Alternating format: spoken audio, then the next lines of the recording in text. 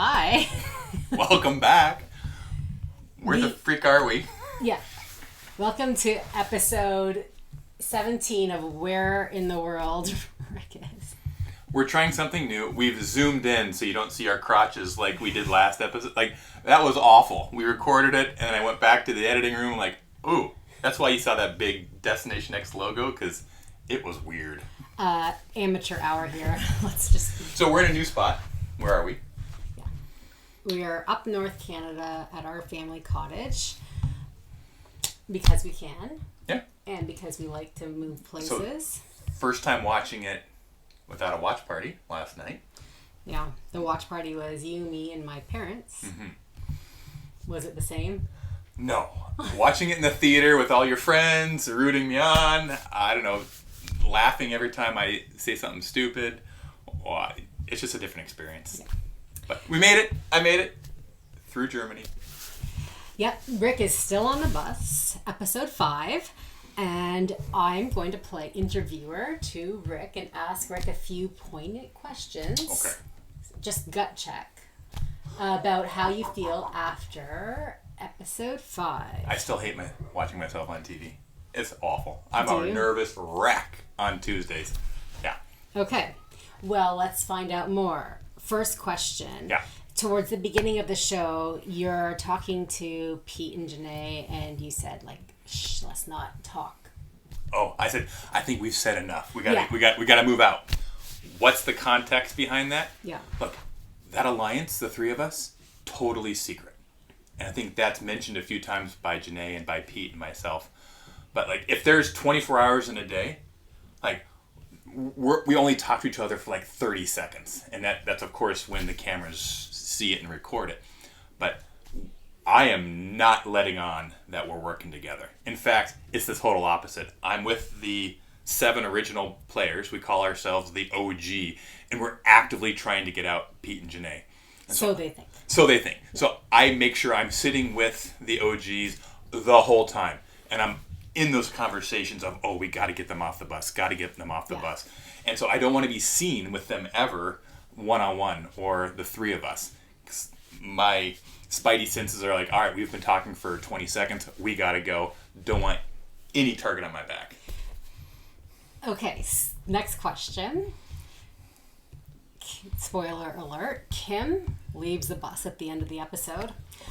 There was something that I heard a number of times in that episode that I can honestly say, of knowing you for, more than 2.5 decades, that I've never heard before, which was this phrase, Frickin Rick. Never heard it, never said it. Guaranteed. Might say it more. Oh, is that now part of your vocabulary? Frickin Rick. It's been like slowly branded in my brain. Frickin Rick. What the frig? So, what the frig? This was Kim saying. Kim hated me. Like, we did not get along at all. I thought we would as the 2 more mature, older people on the bus. No. We butted heads. It was just part of Kim's character. She butted heads with everybody. I think that's why she got cast on the show, because she's so opinionated. But most of the time, it's wrong. Also, I agree. I was lying a lot on the bus. Most of it isn't shown, but I was super careful not to disclose anything about my travels, about my career, about about my childhood. Like, there were so many things I just left out, and so I had to fill that story in with other details, and I think some of that came across as ungenuine. Mm-hmm. How can I say I've never traveled anywhere, but then I know about all the cities? I know about all the references. I can list you 20 cities in Germany, and I've been to most of them, and what they're all known for. How can you know all that and then say you've never traveled? Right. So a lot of that came across as disingenuous, and I was clocked in early on as a liar, not to be trusted. And that's what Kim says when she's like, I don't want to ask Rick for any clues, because she said, I'm too full of pride, and she didn't want to come ask me because the whole time she's like, frickin' Rick, I hate the guy, I want him off the bus. I'm not going to go beg him for questions or answers. Yeah. So you were like acting like a certain persona on the bus, but they could tell. They could tell because I wasn't genuine. I wasn't being myself. Okay. Yeah. Interesting. All right, next question. So, on the train, Peter talked his team into throwing the game. Was that a smart move, or was he just showing off? And how did you feel about Peter working with him after that? Yeah. So, it was a complete surprise. We did not talk ahead of time about him throwing the challenge. That gives you insight on how little we did talk. This was all something he came up with. He didn't run it by me. He just did it. So, super smart because he knows exactly that his clues are red herrings. I don't think he clocked that Kim wouldn't share the red herring clue with him. Yeah. But he was also in his mind, he's like, Rick will share the clue with me, the right answers. And he knew me, and I was going to share the right clues with him. Yeah. But it's coming on strong, coming on playing the game. Nobody else up until that point had thrown a challenge. So there's a little bit of like, hey, you're going to get a bigger target on your back. But there's already the biggest target. All 7 verbally are saying we want them off the bus. Yeah. So he's got to do something extreme to put up with the extreme target that he and JaNa had. So I applaud him for it. It was smart thinking, and it worked out for everyone but Kim. Yeah, I can't even think of another reality show where somebody has purposely thrown a game. Like, it's pretty savvy, don't you think? Well, talk about, like, all the camera crews, they're all just, like, twiddling their thumbs. Oh, because we're supposed to be running around, putting the objects on the country, and they're just, like, doo-doo-doo, twiddling their thumbs. Like, the game masters, whoever came up with this, are probably like, they just ruined the game. Yeah. But in the fact, it was actually really smart. The way they edit it to, like, me going, the other team is probably winning, and then they cut to them going, and you're running really fast. Remember that? I want to say I looked good ran running. So fast. No, Max had some good running episodes. I think that was a good running. Me through the train. It was a little too fast for my liking. Spoiler alert. Next episode, I have a good running shot. Another one. Great. Okay. Definitely tune into that. Okay. Next question. Yes. The second challenge. What did you tell people was in your basket and what was actually in your basket? Because I was sitting in the first seat, I went first. And so I told everybody, I have a magic mirror. That's the best thing. But in actuality, I had apple. A poison apple. A poisoned apple. Which sent you directly to the map room. That's right. Okay. So, Allie had a chance to trade. She decided she did want to trade. And she said she wanted your magic mirror because she made it seem like, Rick is too stupid to lie, which was funny. Well, no, in actuality, she did say that to Jeffrey. She's like, I want his magic mirror because I don't think Rick knows how to lie. Yeah. And I wish they would have left that in. Well, I heard a little bit of that. Yeah. Yeah, it was something like Rick that. Rick doesn't know how to lie. Yeah. He's not good at lying. So obviously he's got a magic mirror. You give her your basket, she opens it up, and she's like, it's a poison apple. Now, obviously, when it's your turn to trade, you don't want it. I don't want what she gave Allie's me. Because it's a poison apple. But, so, yeah. I now have a choice to choose anybody's basket. Yeah. And I choose Kim's because she said she had a poisoned apple. Uh-huh. But then she said, when it was her turn to trade, no, I want to keep it. So... Which is so weird. That bluff for me is like... You want to go home? Like, it makes no sense. But what made you still trade with Kim, even though she said she had a poison apple and she wants to keep it? Well, I believed JaNa when she said she had a magic mirror, and I didn't want to take one from my alliance member. I was happy for her to have it, so then she would be safe and maybe she could feed me the clue. But I thought, for real, Kim had the magic mirror, because why would you say that? Yeah. That double bluff, good on you, Kim, you got me. But it was late in the trade, so she only had one person after her to try to fool. And in her interview, she's like, some dumbass is going to pick it. That was me. Good job, Kim. You got me. I'm a dumbass. Yeah. And what's funny is, like, I was the only one to have touched all 3 poison apples. The ones I had, the ones I got from Allie, and then the ones I traded for with Kim. Like, it was doomed for me from the get-go, that game. Okay, so you're sent to the map room with your poison apple. Yep. So Mac and JaNa had the magic mirror, which meant that they got to go on this trail through the woods and get this special clue. The clue was Heidi Klum in a mirror telling them some clue and giving them an advantage. Right. Would you have known that was Heidi Klum? I would have been so distracted by the bread and try to taste it. What flavor is this? Where is this from? Okay. But no, when I get to Heidi Klum, I wouldn't have known who it was. Oh. It's not part of my pop culture references.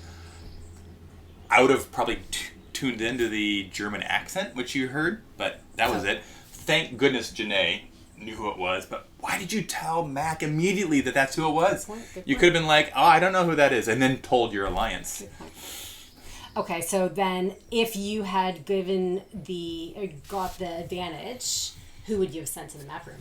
Oh, you got to break up the couple. Shane and Allie, like they were laying all over each other, making out who knows what, all day, all night, and it was annoying.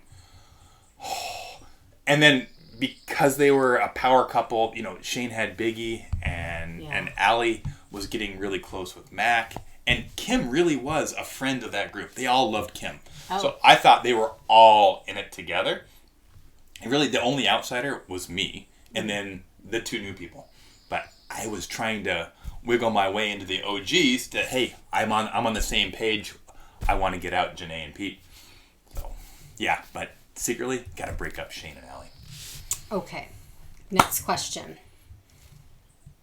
The name of this episode was Moral Compass, which was actually, that's clever. And that's because Allie and Pete had this big conversation about morals counting or not counting in the game. Do your morals come to a play in this game? I need to know where you stand on the issue.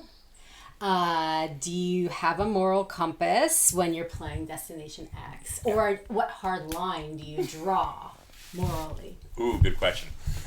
It's a game, people. It's a game. The whole game is about lying, about deceiving, about there's only one winner to get to the end. Yeah.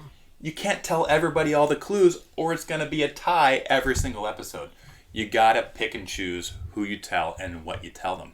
I mean, the whole Apple game was how good are you at bluffing and lying and keeping a straight face. So, no, the game is built around deception. Like Biggie's challenge in Amsterdam. You have to lie to somebody. It's part of the game. Like, there's nothing worse when you're watching Survivor and people say, I'm playing a straight game. It's all moral high ground. It's a game. Every game is built for lying and deception. Just think about, like, we were playing Scrabble last night. And you have to hide your tiles. Yeah. And when you have a place where you want to place your word, like, you're always going to be, like, nudging the next play. Oh, play over there. I see an E over there that you should play against. There's a double letter score over here. Yeah. So you can get the triple word score over It's a game. The highest score wins. You have to lie, deceive.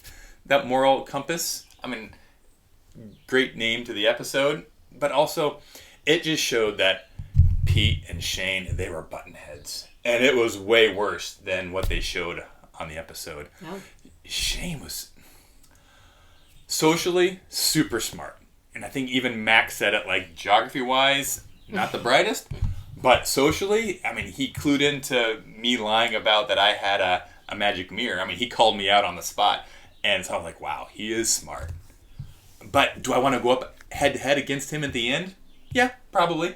Because in the end, this is a show about geography. Okay, so to go back to that magic mirror question, you would have put Allie in the map room. Yeah, to break them up. Yeah, Allie's got the geography, he's got the socially, but together, they're a good team. Okay. All right, next question.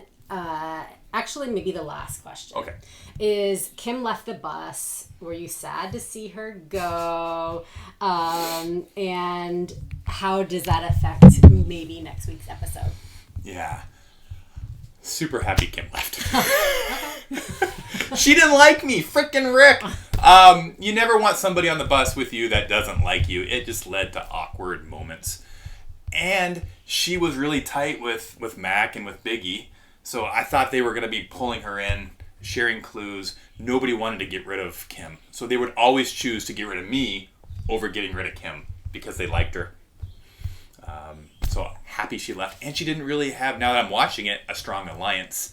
And what's left is now seemingly me, JaNa, and Pete, and everyone else. Yeah. Yeah, so if I can convince them still that I'm part of the OGs and I'm trying to get out JaNa and Peter, we'll see if that works. My moral compass obviously is not heading north in this game. I'm playing both sides.